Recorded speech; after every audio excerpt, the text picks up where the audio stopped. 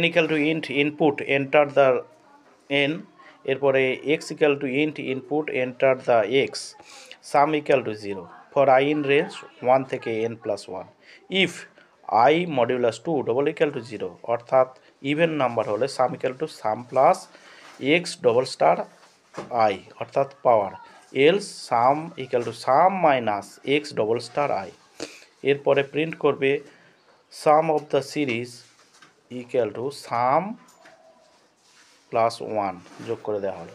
এবারে নাম্বার দিই, মানে এন্টার দ্য রেঞ্জ 4 আর 2, তাহলে সিরিজ হচ্ছে 11।